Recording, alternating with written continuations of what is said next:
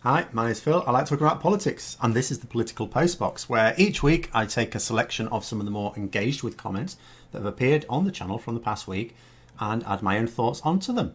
But first, if you'd like to be notified of daily news and politics, then please subscribe to the channel and click the bell notification icon. So, on to the first one. And this is actually a really good point. It's a point that a lot of people make, and you can sort of see the other side of it, but I'm quite happy to explain the reasoning here. So, it's three questions really. I'll go through all of them, then I'll go through my response. It says, why, instead of trying to constantly complain and lay blame, which can be done at a later date, could you cover whether PMQs will be done virtually every Wednesday? Will or should such virtual Parliament PMQ meetings offer a small window on the screen to cover topless Extinction Rebellion and similar protesters? And finally, whether such meetings will be via the Zoom meeting codes Boris had already inadvertently shared over social media. I have to say, I did respond to this person, and now that I've read the third one a bit more carefully, I've probably responded with something that doesn't make any sense for the third one. But the first one is actually really crucial. And I know a lot of people, like you'll say there, blame can be done later. This is not true. An inquiry can be done later. You wouldn't launch an inquiry in the middle of an emergency. That will be done later. And then the real one will happen many years later, because the current government will not want a public inquiry into their mishandling of this. In terms of laying the blame right now, there's two sides to this. First of all, is it beneficial? And second of all, is it harmful? If it was not beneficial and it has the potential to cause harm, of course you would not be doing it right now. You would wait till later. However, there is no harm caused by it, and in actual fact there is now proven benefits to it. The government have got almost everything wrong. They have occasionally taken some correct action later on. So the lockdown, for example, this happened after several weeks after it should have done. And it could still be argued that it was not as effective as it should have been. And I'm not going to say because it's not as tight as in some countries. I'm not saying that it needs to be tighter. I don't know. I can't possibly comment on that. But what I can say is that because it was so reactive, the information to come out was garbled. There were ministers contradicting each other in terms of what we can and cannot do.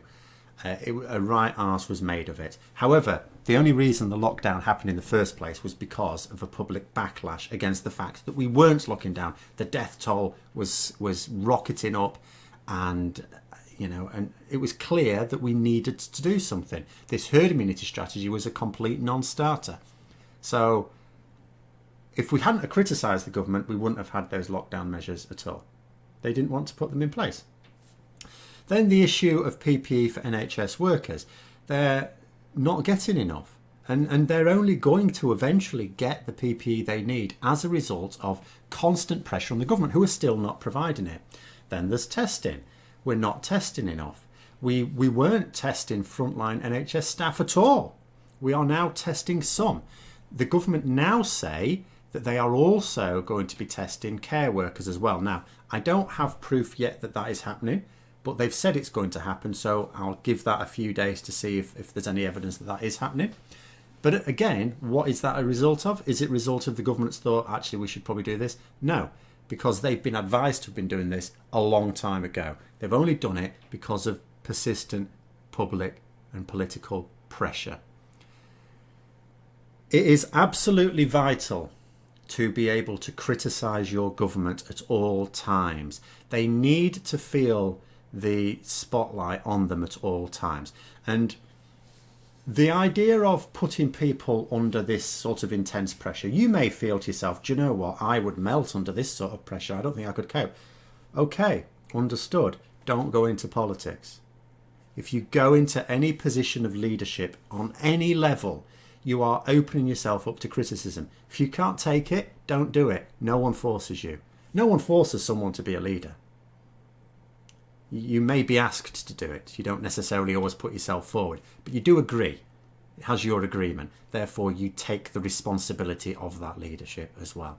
So it's absolutely vital that we continue to criticise the government. Even if, quite frankly, the government were getting most things right and they were only making genuine mistakes, like every other country. There is no country on this earth that has a government that hasn't made some mistakes. There are some governments that have really tried their best and still made some mistakes. It's still quite right that they be criticised for those mistakes because it helps you learn. But in terms of the PMQs, the virtual parliament that's been set up, I mean, what I said to this, and going to the second, I'll really go into the second question here. Will or should such virtual parliament PMQ meetings offer a small? The virtual parliament is the same as the actual parliament. It's the same people, it's the same MPs. It's important that they meet, albeit virtually, and it should be done on the same basis.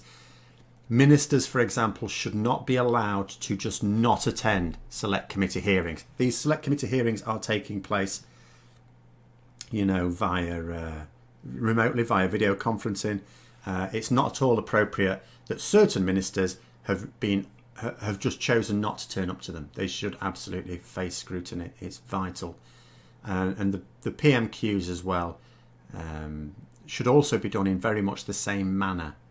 It shouldn't be done in the same way that ministers are doing their press conferences on a daily basis, where they're picking and choosing which journalists get to ask questions, and they're picking and choosing whether or not they ask them or whether they allow follow-up questions and all the rest of it.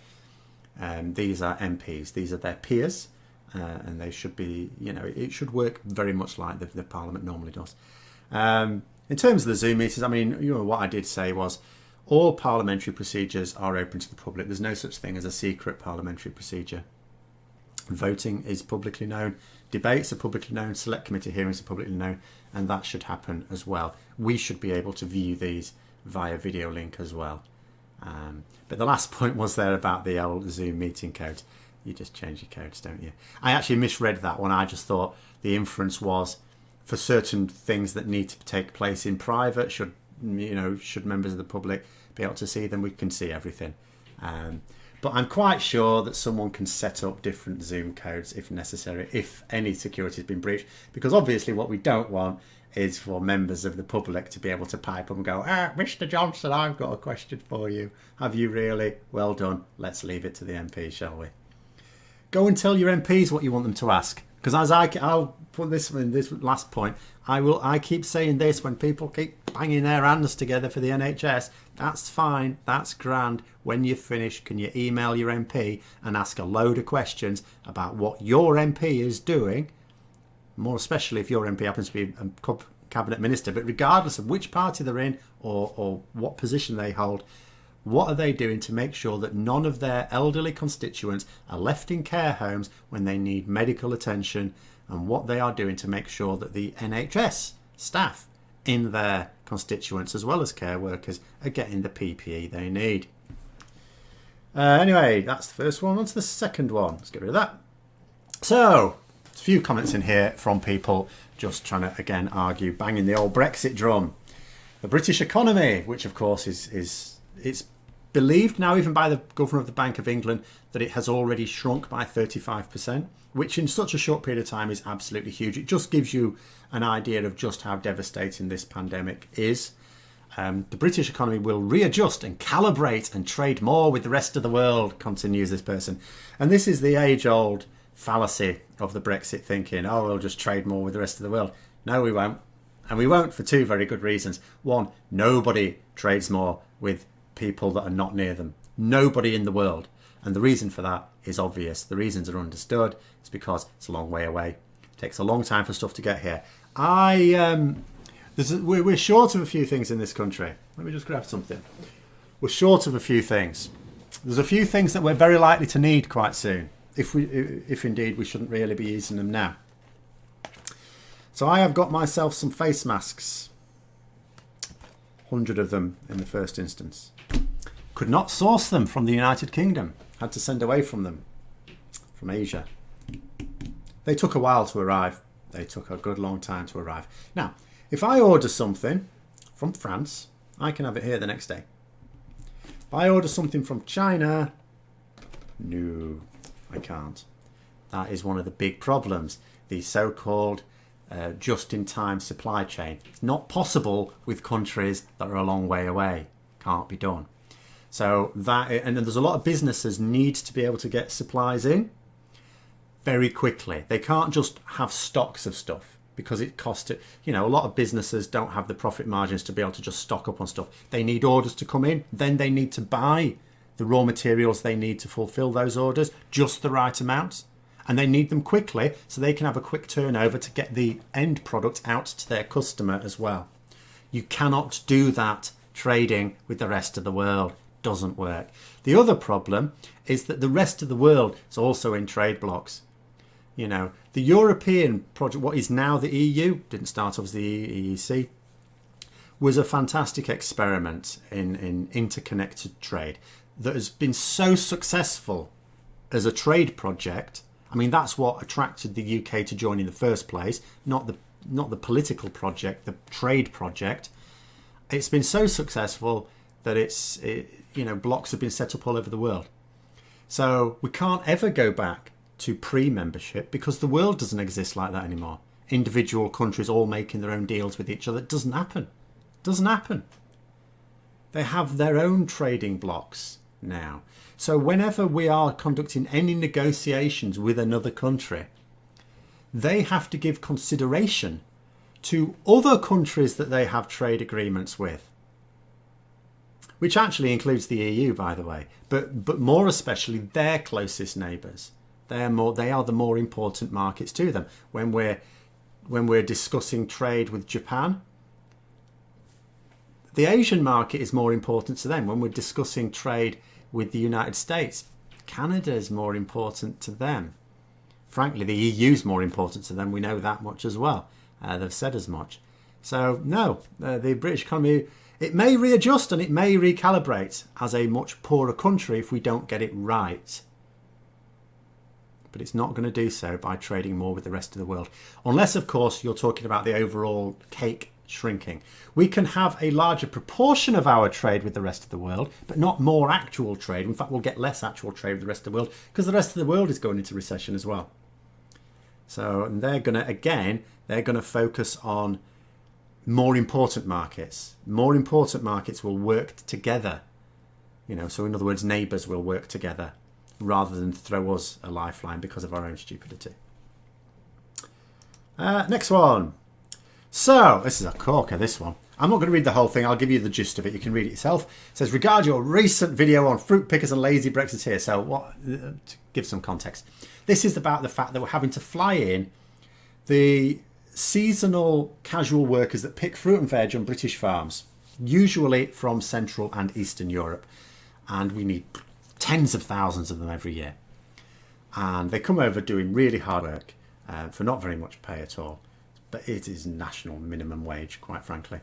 And it's not great conditions, but, you know, and we don't, frankly, show any sort of real gratitude to them. Maybe change a little bit now. It was so funny to see in the news, the Daily Mail lauding it. The Romanians to our rescue, they were saying. These are the same people that weeks before were telling them all to piss off out of the country. Look, you know, exulting in the immigration plans that will mean none of these foreigners can come and do these jobs anymore. All of a sudden, the Daily Mail itself is grateful that they're coming over. The Daily Mail, would you believe it? What a world we live in. But anyway, I was pointing this out, and the fact that, you know, where are all these Brexiteers? Why aren't they going off to do all these jobs? But anyway, it says, even your own comment section has people from England, Europe stating that they'd applied for these jobs and had no response. Apparently, social media is full of people stating the same. Blah, blah, blah. Even while Moving House has made a factual video showing what utter lies you have told. The greedy farmers have chosen Romanian workers through a Romanian agency who pay the minimum Romanian wage of blah, blah, blah. The farmers also get a €1,000 grant for each worker. I grow things myself. Blah, blah, blah. Absolute rubbish. And you can prove it as well. This isn't just my word against yours. You can prove it. The UK government make this quite clear. Okay. Agricultural workers in England, this is from the government website, agricultural workers in England must be paid at least the national minimum wage. Workers employed before the rules change, sometimes where they talk about some workers getting paid a bit less than the minimum wage, is because if you had a contract from before 1st of October 2013 is what it says here, you could be paid according to the agricultural minimum wage scale. However, these people being flown over now did not have a contract before 2013. They've only just signed a contract now. So they are going to be paid the national minimum wage. And that's all there is to it. And even when you look up legal advice, this is for employers, legal advice specifically on foreign workers are entitled to the national minimum wage if they are working in the UK. Failure to pay the national minimum wage, not the Romanian minimum wage, the national minimum wage in this country, would not only be a breach of the national minimum wage legislation, but may also warrant a claim under the Equality Act 2010 for discrimination. There is no getting foreign workers on the cheap. That is a myth. It doesn't exist. People saying that they've applied for these jobs and been turned down. No, they haven't. No, they haven't. They just want to say it because it suits their politics. This has never happened. We have been told from farmers that they get hardly any British applicants. They've never been turned down. In fact, there was one who employs thousands and thousands said, in the last few years, they've had a single British applicant. They did one day of work and then quit. That is the reality of the situation. Next one. So here I was talking about the actions of the government in terms of the NHS being to avoid meltdown of the NHS. That is why they're coming up with lots of rules where they won't admit lots of patients. That's why we've got a lot of people dying in their homes and dying in care homes of the coronavirus. People will die of other causes as well, some of which may be indirectly affected, but specifically of the coronavirus, without ever having been admitted to hospital. And I was talking about, obviously, there's a situation where if you have one intensive care bed and the 6 people need it, you have to triage. You have to say who is most likely to benefit from the treatment. And that's a tough decision that sometimes doctors have to make. But that's not what we're talking about, because we're talking about all these Nightingale bed, which was the emergency temporary hospitals that were set up by the army and other agencies. Remarkable feat, really. And we're being told that beds standing empty. And we know why, because you're not allowed to use them if you're at all a vulnerable patient. That's why. But I was saying that they've not been allowed to use them because the government wants to avoid the NHS looking like it's melted down. So someone's saying here, has the NHS been saved from meltdown? Ask all those people who can't get the operations or treatment for a non-COVID problem because there is no capacity. Well, this is true. People have been saying this right from the start. I've commented as much myself. The deaths caused by the coronavirus are not just going to be those who have died as a result of the coronavirus itself, but those who have died from non-treatment that they would have got under normal circumstances. And to say nothing, one of my main concerns, and I'm not even seeing this reported anything like as much as I think it needs to be, are people who could be really genuinely struggling with their mental health right now in isolation. Imagine the sorts of people that need a lot of agency support for mental health issues, whether it be alcoholics or other addicts, or whether it just be people who are very gregarious. I'm not very gregarious. I'm fine. Shut it.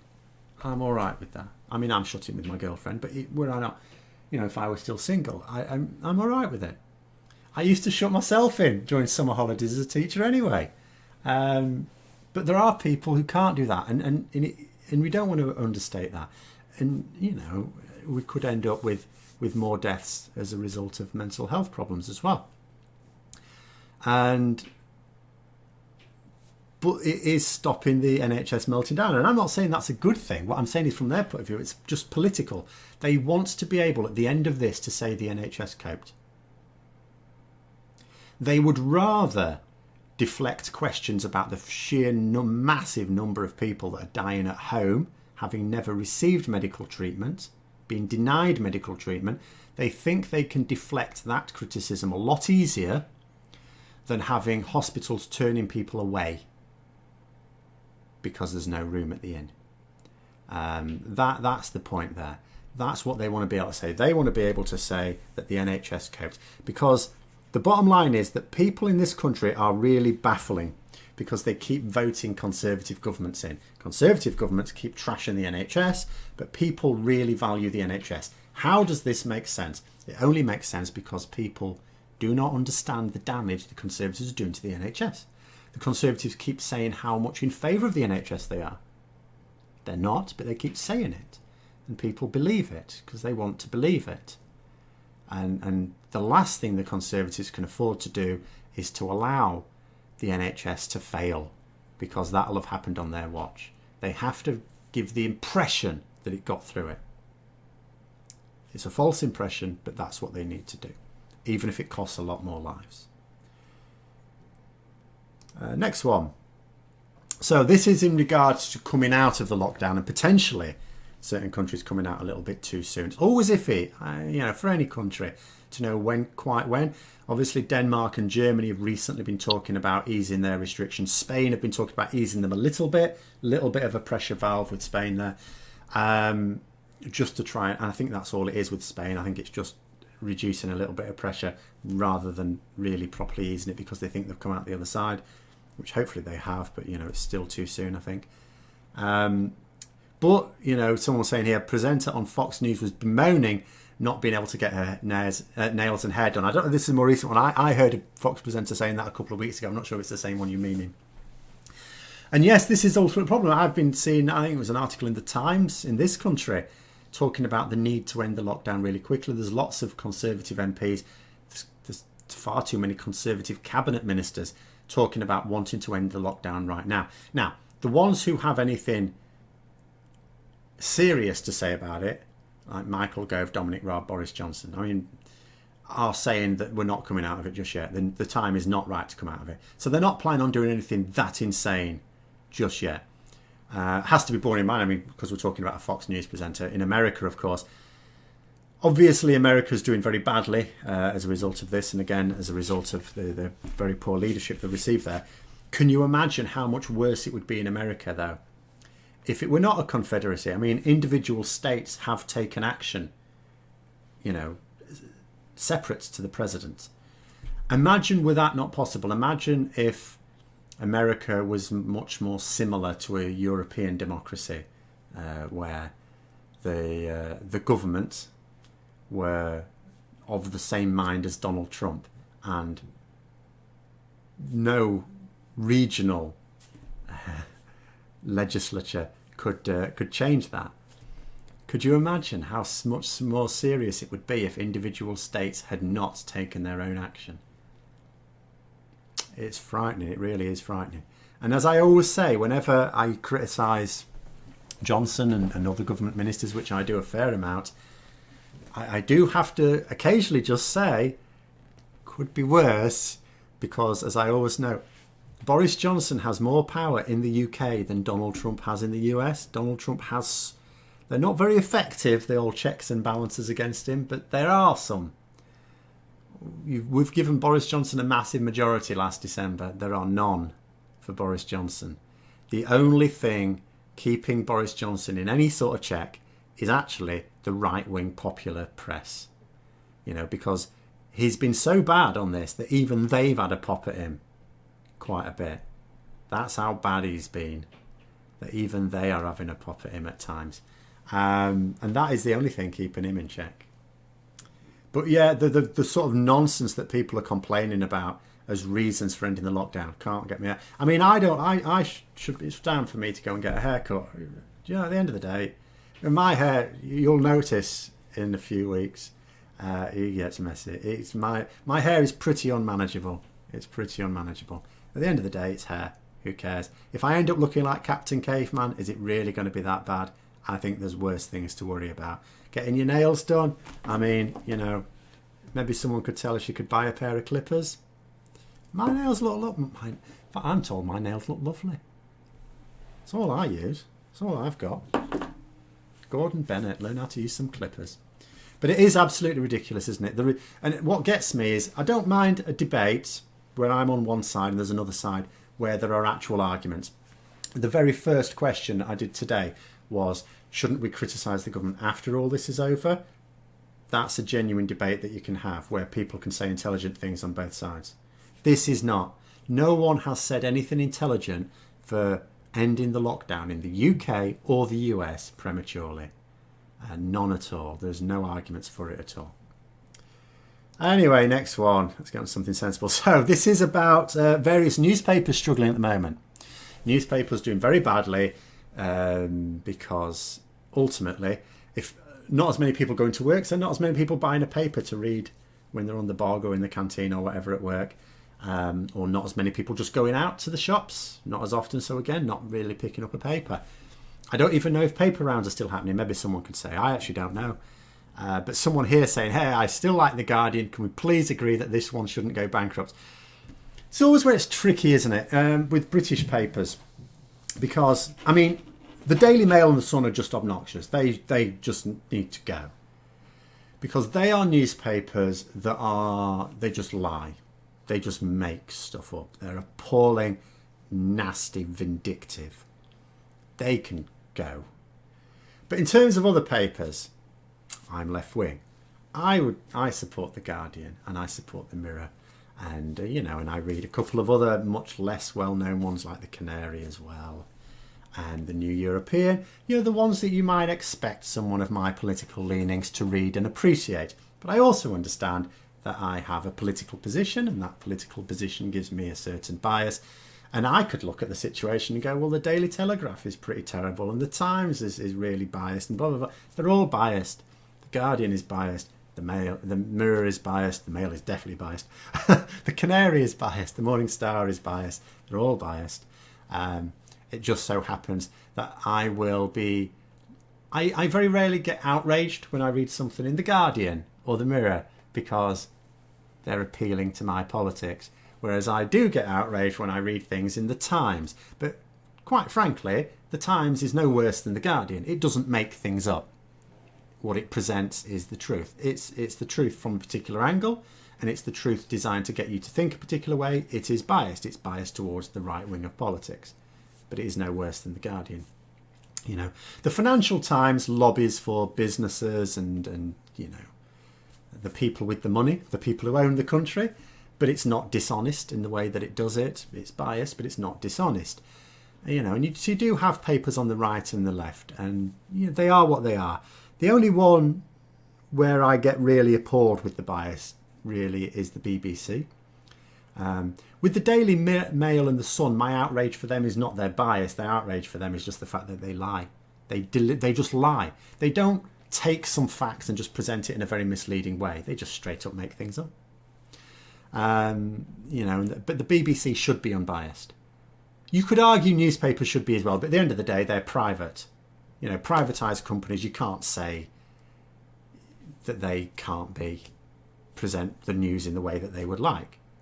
They can pick and choose which stories they want to present, and they can pick and choose how they want to present them, as long as they don't lie. I think there should be laws in place that stop that. But the BBC is a nationalised industry. It's a national institution. We pay for it from our taxes, or via the licence fee, but we pay for it, and that should be unbiased. But newspapers, from my point of view, the Daily Mail and the Sun are the only ones that I would say should not actually exist. Because if I say it about a right-wing paper, then I'm being hypocritical. Because the other right-wing papers are generally no more biased than the left-wing papers. It's just that the left-wing papers have a much smaller circulation. So, natural fairness might suggest you'd like them to have both the same circulation, but it's just not the way it is. At the end of the day, the newspapers are owned by billionaires. Most billionaires are right-wing. There we go. Last one here. So, someone here, last little comment about the NHS. Every single individual who works for the NHS should never vote for the Tories as long as they live. I can't say for certain. I've known people who work in the NHS, and I've talked to them at various points, which I'm going to draw on in a moment. I would strongly suspect that the vast majority of people who do work in the NHS don't vote Tory anyway. There will be some who do. I always liken it a little bit like education. I can speak from experience in education, and I've spent over 2 decades in education. And teachers, being intelligent people, do discuss politics in the staff room. So you do get to know people's politics. And I have very, very rarely come across a pro-conservative teacher. And I've worked in a lot of different places, schools and colleges, flitted around quite a lot. Get itchy feet, I think, really. But yeah, I've hardly ever come across. I'm not saying they're all Labour. You get quite a lot of Labour supporters in education. You get quite a lot of Lib Dems. People go, oh, there's biases. People are biased in education. This is why our kids are like this. At the end of the day, no, it's because we work in education. We don't fall for the lies that the Tories tell about what they're doing for education. And my career was split in half. The first half of my career was spent under a Labour government. The second half of my career under a Conservative government. They're like night and day. Overnight, the landscape changed in education, and not for the better. And I can imagine the same thing happened in the NHS. I can imagine exactly the same thing. Well, I know the same thing because I know people in the NHS who've said as much. But, it's like I was listening to someone last week saying that the NHS has been failed by both Labour and Conservative governments, referring, of course, to Tony Blair and Gordon Brown's government. And yeah, it has. PFI did not do the NHS any good, and there was no justification for it. I was dead against that. People will have heard me, speak of, my praise for Tony Blair as someone who got Labour into power. And make no mistake, the education was way better under Tony Blair and Gordon Brown than it has been since. And the NHS, the same thing. Undeniably the same thing. We can tell that from the data as well. But did they do their best for it? No. Because you wouldn't introduce any form of privatisation of the NHS if you wanted to do your absolute best for the NHS. And I know that's a political point of view, and I know that, can be debated, but But I think the NHS is very likely, and I can't say this for certain because I've not worked in it, but I think it's very likely to be the same as for education. The vast majority are unlikely to be Conservative supporters, if we're honest, because they get to see the reality of what government do. Government can fool the general public about the NHS because the general public most of the time don't use it. They can be told what you like. When Boris Johnson a couple of months ago was saying no one has to pay any parking charges if they visit a hospital, and I've done that, it was a lie. You do. They've only just changed it so that NHS staff don't have to do it, and that's only since this pandemic. They'll revert that afterwards. But Johnson was saying that nobody pays car parking charges on NHS property. He said that this year. That was a lie. But it won't fool the people who actually go and use the service, and it certainly won't fool them who work in that service. But it's not designed to fool everyone else. That's unfortunately the way it works. But anyway, that's this week's. Hope you found it interesting. If you did, don't forget to click the like button. And if you'd like to support the channel further, then please also click the Patreon link for details. And until next time, I'll see you later.